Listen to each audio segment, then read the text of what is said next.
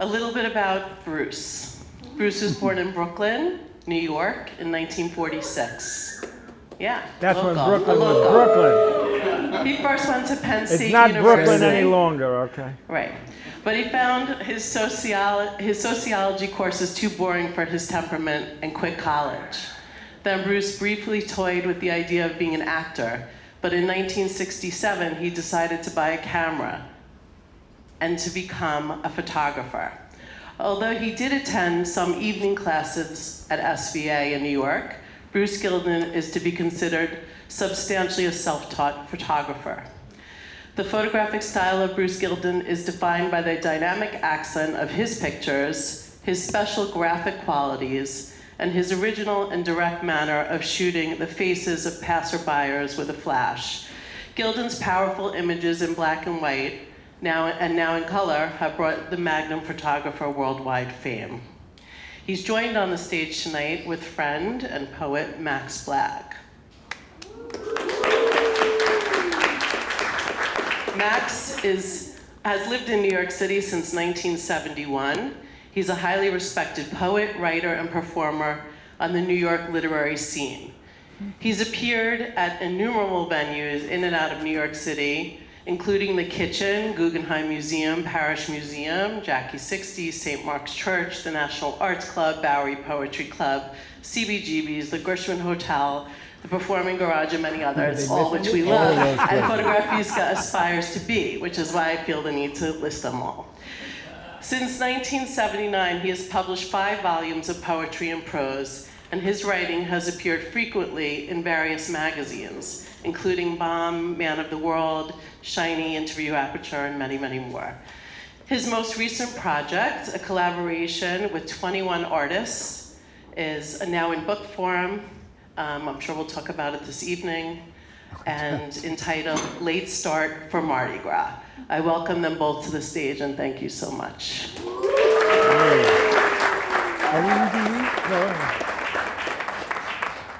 Thank you for that lovely introduction. Now it's all downhill for us, okay. Am I speaking too loud or am I okay? Okay. Louder? Okay. Yeah. All right. You notice how far apart they've kept me from Bruce, because he gets a little out of hand sometimes. So anyway, that young lady gave you all the early bio, so I don't know why I did all this research on you. Born in Brooklyn, a Magnum photographer the past 30 years. And anyway, let's start with Brooklyn. Now, your dad was a kind of gangster type. Yes. Do you want to say something about him? Yeah. Okay, go What do you ahead. want me to say? Well, I don't know. Talk about your dad first. Well, my dad was a character. When I was a kid, I idolized him. I guess you would say I had a pretty heartbreaking childhood. I'm not going to get into all the particulars. My mother committed suicide. She was a prostitute in the house. I mean, I had it all, you know, and growing up in a house where, you know, your father was a racketeer type, you never spoke about anything. Right. You know, it was closed mouth. So, you know, you suffer. So it's amazing I turned out where I am now. I could have actually been, well, in jail. You know, I still have the anger, but I also have a softness in me and a sadness. You know, like you heard my records that I picked. Yeah, right? I hadn't heard of most of them, actually. Well, but- that's because you didn't grow up here. No, and how old are you now, Max? Oh, do I have to say that? Yeah. I'm 76 on Monday. Oh wow. See, I got no still hair can't believe it. from worrying. I'm 78 in October. Okay, so we're similar. All right. Ah. We can talk. All right. So yeah. there's 150 years of experience of something, probably New York City. Yeah. Yeah. But I want to ask you another thing about your dad. Since he was wore kind a lot of a of hats. gangster type, were you Diamond sort of pinky rings, See, cigars. he doesn't let you get a word in. I knew this would happen. Okay, Bruce. About your father now, I want to ask you a couple more questions. Is that okay? Yes. Okay. No, I wonder if were you sort of protected by him in the neighborhood, because it was a rough neighborhood back then, so his status... No, we moved out of the rough neighborhood when I was 8. We moved to a middle class area in Queens. Don't hold this against me, but Trump lived on that side of the Union Turnpike. We lived on the other side. Okay. So you moved from funky Brooklyn to kind of middle class Yes. kind of area? Yeah, in funky Brooklyn, there was Williamsburg was Williamsburg then. You know, part was Puerto Rican, the other side was Hasidic Jew. Where I lived, there were, you know, Jews, Italians, et cetera, you know, drunken guys asleep on the steps when you come home from school. It were, you know, it influenced my vision. You know, Right. I'd look down from my second story window, and I can still remember this couple, a young couple, I don't know how old they were, but they were in a car. They were fighting like mad, you know. It was Brooklyn. You know, it was a neighborhood, you know. Sounds good. And you worked for your father briefly in Yeah, that the didn't scrap last. metal thing, but Yeah. that didn't work Yeah, out too because well, right? he treated me, he cursed at me in front of people, you know, during business hours when I made a delivery because he didn't give me the right information, all right? So I told him, you do it again, I quit. And if you know me, if I say I'm going to do something, I do it. So it took him a month, I quit. That's when I started to drive a taxi cab, Right. okay? And you drove a cab for a few years. 4 What years, was yes. that like? That's another experience. Is Well, that anything it's like? it's interesting because growing up, I didn't lack for anything, you know. He always gave me money for food. He always wanted to know where I was. You know, I have to be home by a certain hour because he was a really bad boy, you know. So I guess I obeyed him because I was physically afraid of him. He was 5'7", 240, but he never hit me. But you know, I'm very intuitive, so I know what the consequences could be, and Right. I grew up with respect. And the thing that'll always piss me off about people is when they're disrespectful or when they lie. You know, I'm very honest. I think I can beat you and be honest. Okay. Okay. So the taxi driving thing, was that anything like the film Taxi Driver? Or What? Oh, you can't have Max. You put it in your. oh, sorry. Taxi Driver, the movie, did that remind you of your job? Or? No, it's very funny because I saw that as a double feature with Straw Dogs, and I just photographed Martin Scorsese for GQ about a year ago, and I think Martin and I could have been friends if we met 20 years ago. We didn't talk about photography or cinematography. I'll get to the Taxi Driver. I didn't forget. I'm not that old yet. No, but the thing is that. Now I forgot what I was going to No, but No, that was still enthralling though, Bruce, really. Anyway. no, but the thing is, I preferred Straw Dogs to a movie than Taxi Driver. Yeah. The original Straw Yeah, Dogs with because Sam Peckinpah was a yeah. master at violence, you know. Yeah. And he builds and he builds and he builds, and then where's the violence? Where's the violence? And then there's the explosion at the end. But Taxi Driver was interesting. You know, at that time, women were wearing mini skirts. So, you know, I would drive along, look at the women. Thank God I didn't have any accidents, you know, because you know, I was out the window, not in the front. But was it the same kind of thing with, you know, a lot of crazy people Yeah, I getting in used a to, cab I used late to at not night? run the meter all the time, so I would go up to Harlem to pick up clients. And one time I got robbed up there. It was very funny because, well, you don't want to know all about my life, okay? But the thing is, I'm basically a bad boy, and with a good heart. But so one day I pick up 3 little black kids who lived in the area, and stupidly, okay, and 2 are in the back and 1 is in the front, and they say, can we go around? And I was very tired. And what happened was, the one in the front was about 2 feet tall. He has a knife like this big, and he pulls it on me, and I'm like laughing at him, but the one that was dangerous is outside the cab, you know, with my window open. So I'm very cool. I don't panic in tough situations, okay? So I gave him the money, and they took my wallet. I said, can I have my wallet back? And then I went into the police station, and I got really mad. And they said, I walk in, and there's a lady with I wanted to be a boxer, okay, but my father didn't want me to be a boxer because he knew I'll get my brains knocked out, but whatever brains I had. So her eyes, I never saw someone with eyes as swollen as hers.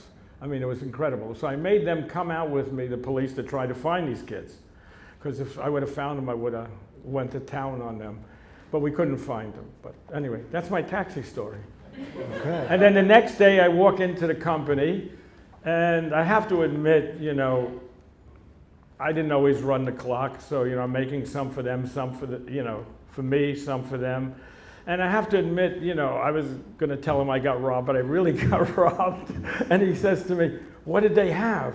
And I said, "They had a knife." And he said, "You gave him the money?" I said, "Hey, listen, go fuck yourself, and I'm out of here." But anyway, that's some of my stories. Okay. Well, my only robbery story was that I got jumped in a hallway, so I was already opening my door, and these two guys, I thought, the thing is, I'd walked home to my place. It was on 10th between C and D, which I called 10th between fear and trembling back then. I believe because that. it was Back harsh, in the day. you know. And anyway, I wasn't worried until they tied me up, and then I was thinking like, oh, fucking hell. And anyway, I had nothing then. I just moved in there with this girl. We'd driven back from the West Coast. What year was this? This was 72. Okay. Summer of 72. It was hot, too. Anyway, this is your story, Bruce, not mine. I don't have any photographs to go with this, but I remember it so vividly. No, all that happened was... So how did you get out? I'm going to tell that story, shit, Bruce. okay. So I was tied up, and then the guys who were loading whatever was there, and he started loading up. I had this old leather bag that I'd had on all my travels, and I said, "Oh, please don't take my bag." And I used my best English accent because it was much stronger then. And the guy just turned around and said, "Shut your mouth, motherfucker." Just like that guy in Shaft. You know that line from Shaft? He was like, "Oh, okay." Anyway, they took everything. They even used a sheet to carry. They were carrying all kind of nothing of any value. So I was tied up. I got my feet untied. And my hands were still tied behind my back. So I went downstairs. We were on the second floor. I went downstairs into the street, and this guy was walking by. I said, "Excuse me, could you help me here?" And the guy just untied my hands and just kept walking. I was like, "Thanks." Anyway, that was my story. We'll get to photography eventually, don't worry. Anyway, so that was New York in the 70s, but you know, I was here in the 70s, and your first book was Facing New York, which to me, it's filled with the kind of faces and characters that when I first came to New York, I just was so entranced by this city, because I had a one-way ticket, and I had $50 in my pocket, and I had one address, and I went to this place on... One dress or one address? Well, I had two, no, I had a couple of dresses. Okay. I want to be clear. I thought you were a fashion plate, you know. Anyway. Go ahead. Anyway, so, you know, but after like 1 or 2 days, it was like, I'm never going back. This is the place. It's really great to feel that feeling of like, you land in a place and it's suddenly, it seems familiar. And that's why I love those early black and white photographs, just the kind of faces. And you'd see people on the street, really crazy people. That guy Moondog was actually still on the corner of 53rd. Near the Museum Montmartre, Yeah. 6th Avenue, yeah. You know, and I kind of seen photographs of him, so to see these people on the street was magical, you know. And people, I recognized Bridget from Chelsea Girls in the street. I thought, oh my God, these people are really alive. It was wild, but anyway, it's just that kind of New York, which is, you know, why your work attracts me, because you find these faces and the kind of characters that are just, and the great thing about it is that nobody bothers them for the most part. People can be, you know, dressed crazy, whatever. It used to be like that. I don't know, it's starting to look a little bland to me now, but I'm a septuagenarian, so it doesn't really matter. We can't talk about that. We don't have anything to say. It's a different generation. So, where do we go? Let's talk about when you first picked up a camera, or when you decided, what made you decide to start taking pictures? Well, I had been to 3 or 4 different universities. I didn't do poorly, but I wasn't interested in anything, so I figured since I like movies a lot, maybe I'll try to become an actor. But then when I heard, well, first I heard my heavy Brooklyn accent, which is toned down a lot since I was 18, 19 years old. But a guy got up, I was taking an acting course at HP, and my teacher was Bill Hickey, who was in The Producers at the End. He was nominated, I don't know how he got nominated for an Academy Award, not that he wasn't a good actor, it's just he was on screen for like 5 seconds, and he was nominated for an Academy Award. But he had an assistant, maybe come lover, I don't know, but there was a big guy, and he did Shakespeare, and I said, holy shit, I'll never be able to do Shakespeare. And at the same time, photography was quite in vogue. So, and everyone always mixes this up. They said, oh, you like Antonioni's film Blow Up. No, I didn't like Blow Up. I mean, it was a mediocre film for me. I'm not a fan of Antonioni's. And I stuck with it. You know, it's something where I was a pretty good athlete, schoolyard athlete, basketball. I played Babe Ruth, Connie Mack, you know, baseball. And I think fast. I have a little bit of a violent nature.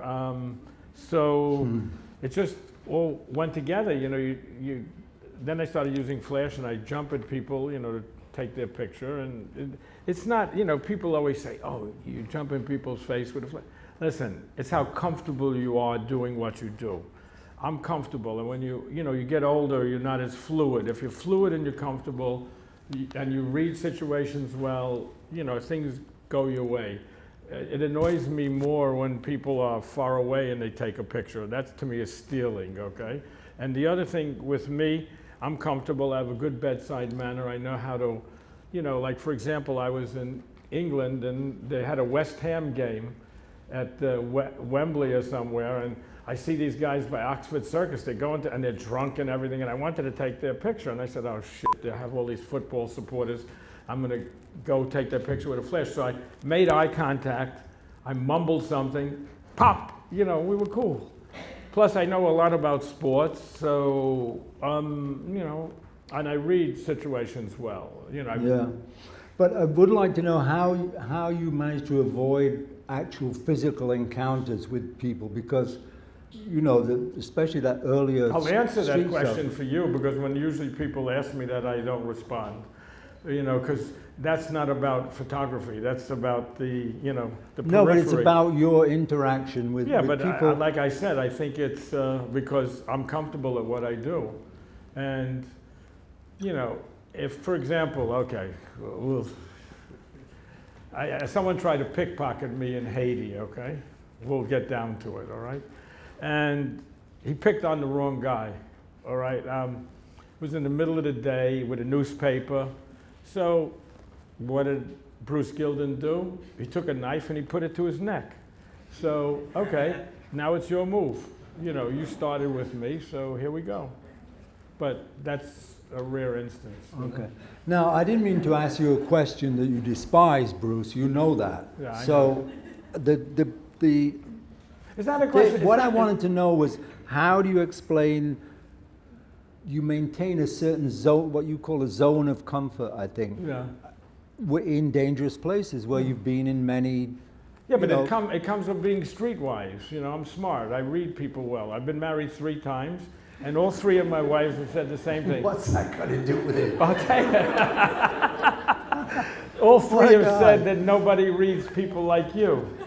And I make quick judgments, and I'm so far I'm still here, you know, so I'm okay. Yeah, absolutely. Look, it's about... He's burying me here. I gotta get out of here. No, but Max, it's about comfort level. If I do something I'm not comfortable with, you fumble, you know, you're not comfortable. People feel that. When you're comfortable, it's like if I go in an area that would be considered not very safe, and I notice someone who's looking at me, you know, a hard guy looking at me hard. I walk right 3 inches away from him, my face in his, and I say, how are you? You know, I make contact first, because if you're nervous or scared, you know, they feel it. A lot of people, that's when people pick on you, you know, when you're nervous and you're scared, okay? Yeah, but not too many people could, you know, pick out the worst guy in the room and go over and say, hey, how you doing? That's why I can get the pictures I get. Okay. What else shall I ask this guy? No. Anyway, you said you're always learning things. At 79, did you say you were? Hey, listen, man, I give you a little leeway on the other question. He's getting up there, isn't he? No, I'll be 78 October 16th. Ah, cheers. Don't send flowers. I won't. No, but you're always learning, and you know, you said also about it takes you get ideas about projects and things, but it'll take you years to actually get you to them. I mean, we can go to these portraits that are right behind us now, you know. I wouldn't consider myself a technician, but I'm not stupid technically. It's just I'm not a technician. You know, the art side is much stronger than the technical side. But the thing is, for me, like, it took me years to use flash after I wanted to use flash, because I'm afraid of switching and changing and doing new things. The portraits were inspired by mugshots, which I wanted to do 20 years earlier, because, you know, the mugshots from the early 20th century are incredible. To me, some of the best photography that's ever been done by anonymous people. You know, it wasn't done for art. That's what's so interesting. All these people that think they're artists, they're bullshit artists. You know, photography is about the visual, okay? You don't have to have 3,000 words. You don't have to have a cause. You know, if you know, these ideologues, they have causes, you know, so, okay, we're dealing with this cause, and we're gonna show you how right we are in our attitude, our visions. How do you show that visually? That's what's important. You know, when I go to see a show, it's not the subject that overwhelms me or, you know, I'll take to heart. It's the realization of it. We could sit in now and come up with 20 ideas, me and you, that would be great. But visually, for me, can I make that happen? Can I make that good? And I'm my own toughest critic, okay? And, you know, I have a few pictures that I like very much. And I think I'm very opinionated, but I think I also have a large knowledge of photography, because I learned my photography by looking at the history of photography. And I could tell you to this day what I like, what I don't like, what I learned, and I would try to figure out where the person stood, what lens they used. That's why I went to Japan the first time, because I saw this work that was totally incredible for me at the Museum of Modern Art in 1972, New Japanese Photography, and I had known the work previously, but to see it with, you know, like 10 or 12 different photographers on the wall made a huge impression on me, but it only took me, what, 23 years to get there? And then I finally got there. I figured if they do good pictures, why can't I? Because the subjects interested me, the style, which they took all from the West, Ed van der Elsken, William Klein, those were their mentors, because, you know, they're very good at imitating, but they made it their own. And I went there and I did some good work there. Were you influenced by European movies as well? Because yes, I was looking at things like Fellini. You kind of had you have a similarity to Fellini only in finding the characters, but you have to understand off-kilter characters. Yeah, but you have to understand that my father was a character. I mean, you know, if you could have probably cast him in a movie, 5'7", 240, diamond pinky rings, full head of hair, the hats, the cigar, you know what I mean? It was the Cadillac. I mean, that's what I grew up with. Were you proud of him when you were a kid? Of course. You know, and that's the conflict. You know, you learn, you get fucked over, and you learn that, you know, even if you're proud of somebody, that doesn't mean they can't hurt you. You know, he did many things to me, you know, not physically, emotionally and mentally, you know, and in a way, I'm proud of myself to have overcome all of that. I haven't lost the anger, I haven't lost the sadness, but I put it all into my work. And I think that's what makes my work special. And that's why all these people can sit in their chairs and talk about what I do, but let them go out in the street, let them go to the areas I go to, and that's my choice. I'm happiest in those areas. I come alive in those areas because that's, to this day, what I love. That's my freedom. That's, you know, there's no chains on me. You know, people say, you know, Kadelka, who I'm friendly with, we have a very interesting admiration society, I guess, for one another. We never voice it, but it's just how it is. He said to me a comment one day in my house. He said, "Do you walk in my shoes?" It says it all. Yeah. You know, I don't walk in your shoes, you don't walk in mine. You know, I've been on a street in Peru where I didn't take my camera out. There was no one out. I never took my camera out, I walked away. Because I knew it was a bull ring area, you know, with the courtyard in the center. I knew 11 o'clock in the morning, someone's gonna see me, they're gonna say, "Oh, he's here, we have a victim," okay. But, no, you know. But that's some kind of sixth sense then, that you walk into I have it. Yeah. I have a sixth sense for that. I'm stupid in other ways, you know, but you also go into those places Yeah. even though because you know you can handle it. that's right. And how do you choose those faces that you choose to? Well, it's a lot of work. You know, people think I could tell you at the Milwaukee State Fair, one day there were almost 200,000 people. I think I took 3 pictures. And that's walking 8 miles and looking at every face in the place. I'm very demanding. You know, what can I say? A physiognomist of some kind. Well, I have to say, I've learned a lot by doing the face project. Because now, since I had a focus on that, you know, for my work, I could look at a face and I know the shape of the face, is it going to work? I look at the structure of the eyes, you know, like you have a ridge over your eyes, so your eyes don't predominate, you know, the ridge comes out further a little bit than your eyes. Your face is maybe a little too long for me. We're talking about visually now. No, I like it. I'm having this ledge removed next week. No, but that's what you learn, okay? I've learned a lot. No, it's beautiful, Bruce. I mean, your intensity with these people, you know. Also, I briefly saw the show downstairs, and the scale of those close-up portraits, it really humanizes them in some way. Well, it's interesting. Someone in Magnum, well, Mark Power, came over to me. Well, what's the difference? I like Mark. Name names. No, Mark's a good photographer, and I like him, and he likes my work. And he came to me when the Facebook came out, and he said, "Bruce, that's not very good work." And then he came to the show at the Barbican, which Martin Parr did a show, foreigners who photograph England. And I think it was 48 by 72-inch prints, larger than here. And he said, "Those are fantastic." Because that's how they're meant to be seen. And, you know, whoever, when they make my prints at Griffin, we don't doctor them or anything like that. And it is what it is. And they make beautiful prints. I oversee it. And they're meant to be seen large, okay? But a lot of things look good large. But my pictures are, you know, there are other people that do faces. I'm not going to get in. Some do them very well, some don't do them very well. But my people are quite real, and I think they have a large effect. Like, she's very different. That was taken at the Republican convention a few years ago, outside. Very nice lady. But most of that's a prostitute in Tijuana.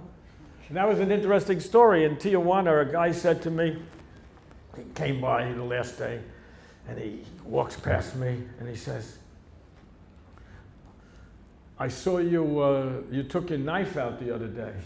He said, "That's good." You know, you get a strange sort of respect because, you know, when you're in bad areas, you have to protect yourself. I mean, you know, hey, you were there, right? So, I mean, it is what it is. Yeah. So when you have these people close up like this, especially the women, the sort of damaged women series you've been doing and stuff, what kind of relationship do you have with them? What do you talk to them about? Like, what do you talk to her about? Well, Caleb's girl. I mean, Amber. But the thing is, no, I saw Amber. So what happened, that was in Kensington in Philadelphia. So I heard they're cleaning it up. We knew it because the gentrification is coming down. So now it's time to clean. I never saw a place like that in my life, really, until we went to Bogota, but that's another story recently. But the thing is, I asked the lady who we photographed the trip before, she said, oh, I know her. So before, this girl is heavy junkie, and she's nodding out and doing her dance and everything like that. So we photographed her, and she's great. She's as feisty as can be, and I'm very concerned because when we went back the last time, people said they haven't seen her for 2 weeks. So either she died, she OD'd, or maybe she was kidnapped, because I hear stories about these women, and I believe them. I don't think it's BS. They get kidnapped, they're locked in the basement. And it was very interesting to me because in my agency, we have a lot of women, and some are very big Me Too fans. And, they never say a word about these women. It's like these women aren't women, If you're such a Me Too fan, I mean, come on. And I'm not saying they're victims, most of these women, all right? They got themselves in that position because I was a coke addict. I almost died on drugs, so I've been there, done that. But the thing is, here's my 2 boys, murder and killer. But the thing is, if you care about women, you care about all women. I've never had one person say to me anything about these pictures, but yet they care about women, You make your judgment, okay? I'm blunt. Some people can't handle it, I'm comfortable. I had one guy in Magnum tell me when he looked at my Facebook, he said, my book face, he said, how do you live with yourself? I said, how do you sleep at night? Sorry. I said, I sleep better than you. Well, what was that supposed to mean? How do you live with yourself? How do you people sleep? actually say Because that these days? It's an insult, okay? He asked to look at the book, and I showed him the book. I don't offer to show my work. If you want to see it, fine. I'm not there, pulling you in like at a sideshow. Oh, come on, 10 cents here. You can see all the girls, they have no breasts, whatever. But the thing is, he asked, so, you better dig down on that list. Oh, I can't ask him that. Yes, Bruce. No. Only God can judge. That was the collection you went out to find. You went out to find people, and that was kind of inspired by your mother. Yes. Who was an addict who died, and yes. Because my whole life. How do you even start a project like that? Do you? How do you sort of lock it down? Or there's an area in part of a town that's. And then for example, one was in Overtown, Miami. We were down there doing a project for Magnum, and I noticed under the what do you call it, overhead? Thank you. Told you I have weaknesses, but I try not to show them. But the thing is, okay, I was under the overpass, there were tons of junkies, so when I went back, I knew where to go. Okay. And of course, you have to feel out these areas. You can't just walk in there, one time I was standing over a lady, and my assistant got very nervous, and all the people down the street are screaming at me, and I knew if they're screaming, they're not going to do anything. But, I was comfortable enough to do that. So, it's fine. If I'm comfortable, I do it. If I'm not comfortable, I don't do it. And these people, they're comfortable. All the face people, I've asked them. I've all gotten their permission to photograph them. Of course, that's a very unfair statement. They're all junkies, so they're going to say yes. Are they people you've seen and worked with, like this girl again? No. And you never see them again, or? Well, when we go back, I expect to see them because we go to the same area, but the last time we went, we didn't see her. Yeah. And that's, the picture, not this one. It's funny because Amber, when we took that picture, some people were giving shit, like, why are you taking her, not me? And Amber, she's very feisty. She says, get the fuck out of here. She was great. We love Amber. And the other girl here that has the lonely thing on her eye here, you'll see her. I don't know if we passed her, but that was in Mexico City, and we took a picture of her, and I didn't like it because I didn't like the background. So we came back an hour later. We said, would you mind walking till we find the right area that I can photograph you? And she did. And we took that picture, and it's very good in my estimation. And then we wanted, there she is. I got lonely, yeah. She's a total victim. She told us we were renting motel rooms, in different areas, so we can do pictures of the women in the motels, on the bed or in the mirror or whatever. We couldn't lock the door with her because she got gang raped supposedly by the drug cartel. These women have stories. And the funny thing was, I wanted to photograph her again, and she didn't give a shit, so we had a good relationship. It's not that she was mad at us, It's just that. There's my two fellas, I love them. But you said, one of the women, I think, you said, when she saw the photograph, which is kind of scary to... I'm beautiful, right? She said, I'm beautiful, right? Which was...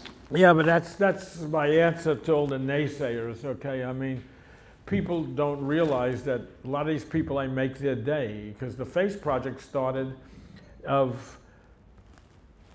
I found that these people are left behind, but they're not left behind, they're invisible. And people, they don't look at them as human, okay? And I'm interested in them visually. I'm interested in, I guess, many facets of their life. And she asked to see the picture, and I said, yeah, fine. And I said, what do you think? She said, I'm beautiful. And at one point, if you look at the picture, you know that at one point she was beautiful. She had lipstick up here, missing teeth. She led a hard life, okay? And she's not beautiful any longer, but to her is beautiful. And there's another picture of the guy here, Peter. It's like, he's going to die in the next 6 months or whatever. He's very thin. He could have talked to me for 3 weeks. He was English in West Bromwich. And Is that the guy with the nose? Yes. And the thing about it is that I just envisioned after him going back to his little room by himself, with his little spindly legs, and watching a black and white television and being so lonely, and it was sad. And the picture is about death, okay? And I don't want to die, okay? And I'm afraid to die, okay? And my life has been overcoming my fears. So if I can overcome my fears, why can't you all overcome yours? And that's what it's about.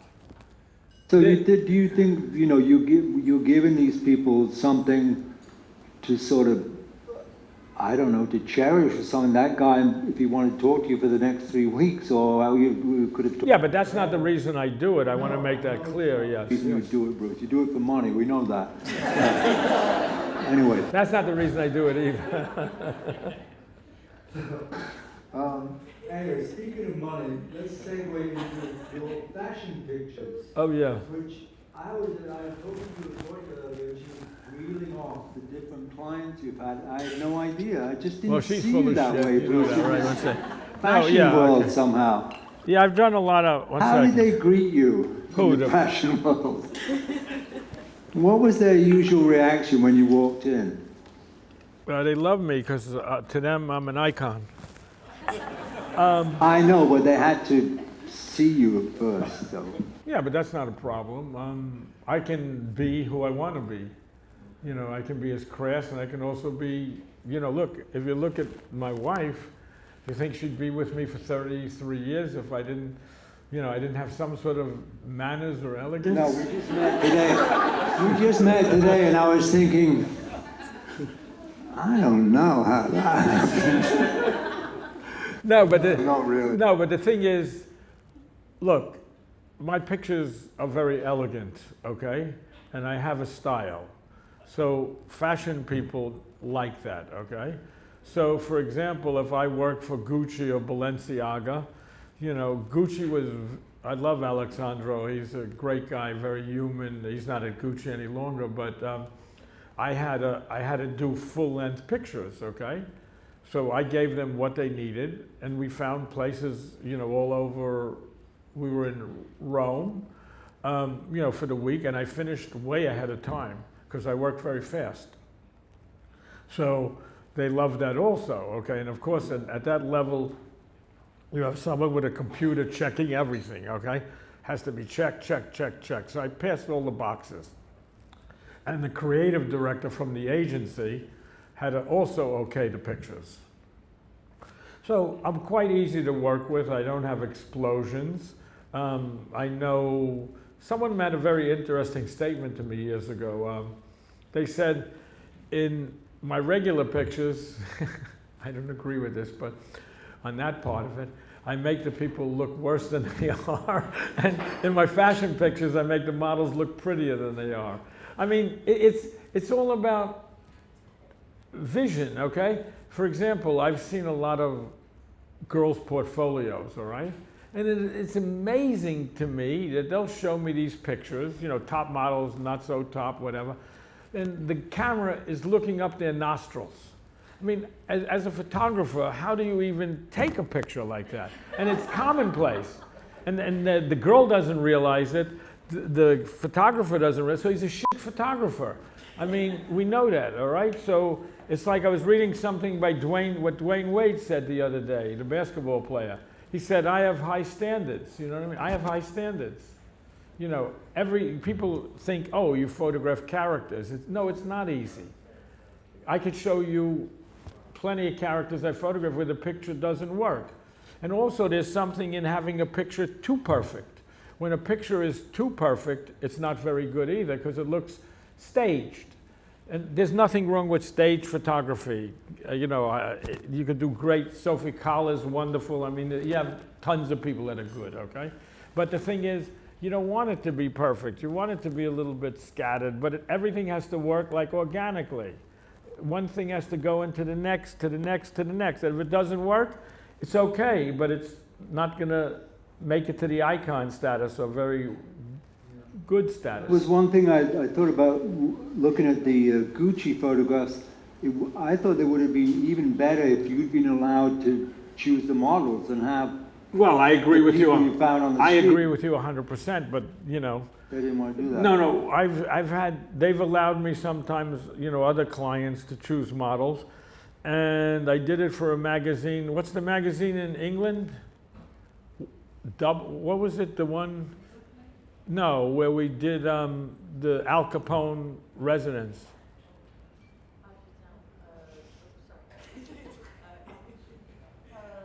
It doesn't matter, but the thing was I picked all the models, okay, because we had a casting in Miami, and they said 2 we can't use. One they didn't like, he was very military, Cuban or something, and the other one I fought for because he was Italian, fit perfectly, you know, big guy, like about 6'3", 300. So they said to me, well, we can't have him. He won't fit the clothes. I said, it's okay, he brought his own sport jacket. So we're able to use him. And he's in one of the pictures, you know, and it was a pretty good shoot. And it's funny because, you know, if you do mess with me, I'm gonna get you in the end, okay? And the model we used, who was a nice kid, but he was a kid. I wasn't enamored with him. He was a little bit of pain in the ass, okay? And I'm the star, not you, okay? So the thing is, well, I'm being honest, you know, I have 55 years of experience, and what the fuck do you have? I mean, you know. So the thing is, you know, at the end, I said, we got to get a shot of you like you're dead in the pool. So he got in the pool, and we have the last shot is him like sprawled like this, face down in the pool. And how long do you keep him in that position? Oh, he's still there. Well, Wallpaper was the magazine, yes.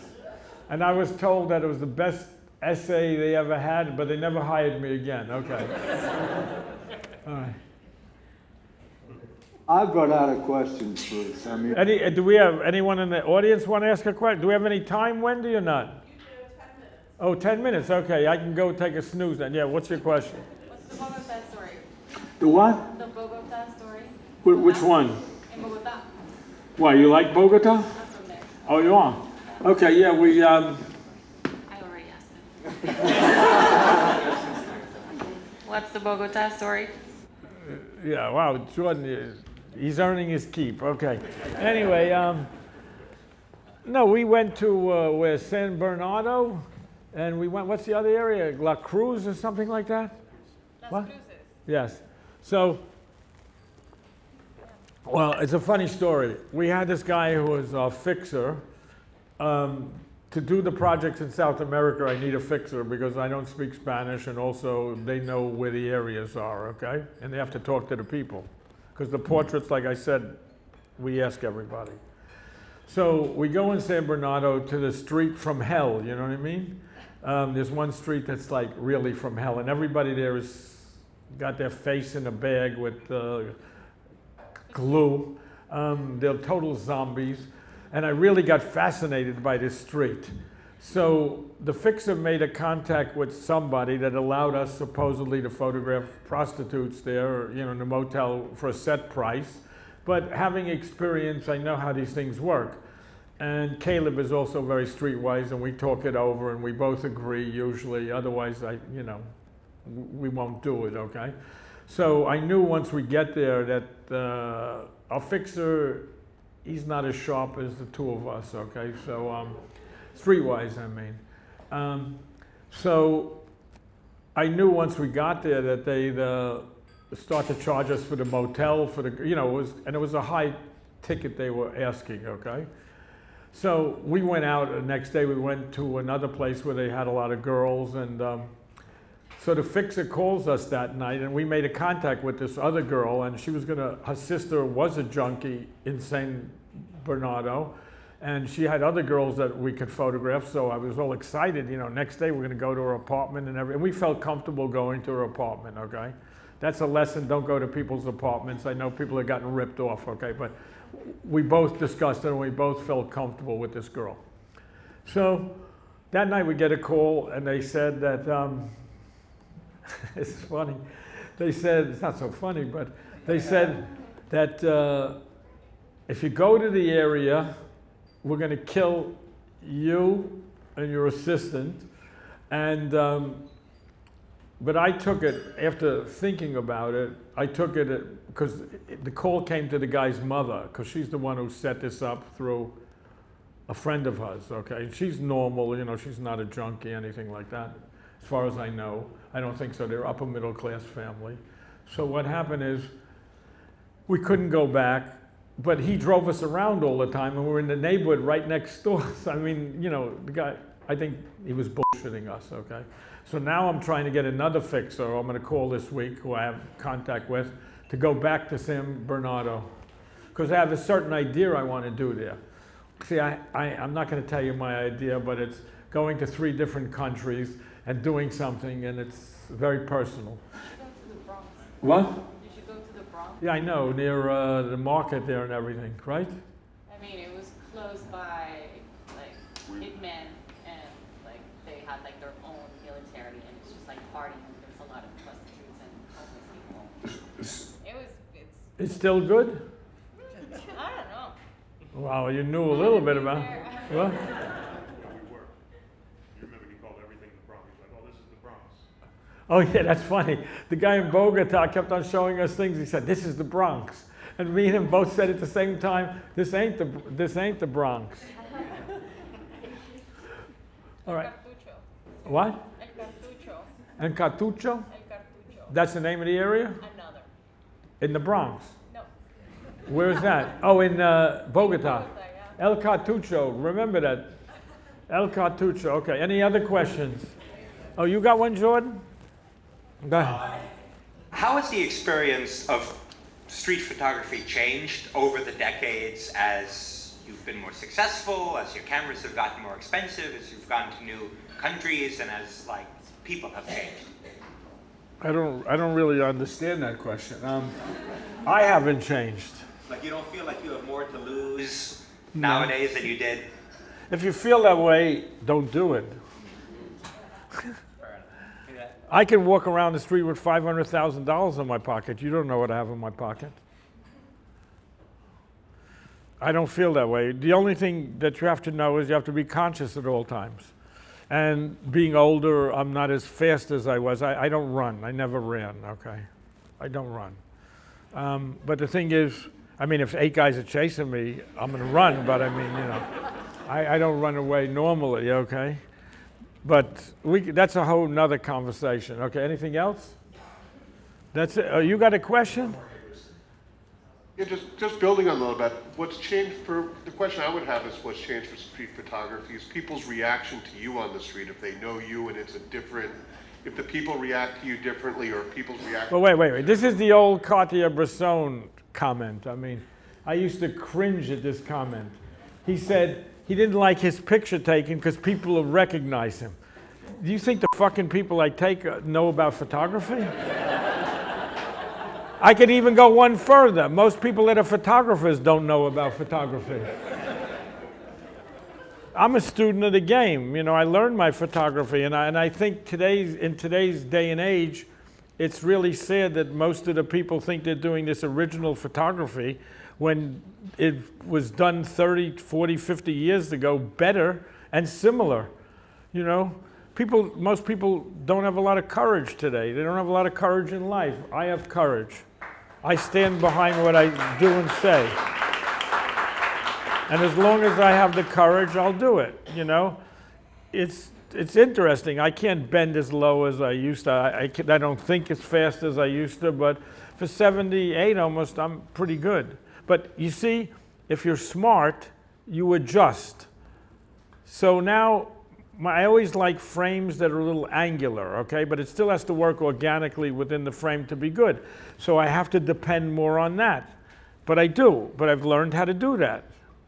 So, you know, there are slight changes all the time. Is that it? You see, Yeah, I'm I didn't think he was really intellectual, and then he just said that. It's incredible. I'm gonna end that there. Thank you, Bruce. Thank you, Max. Wonderful conversation. You know,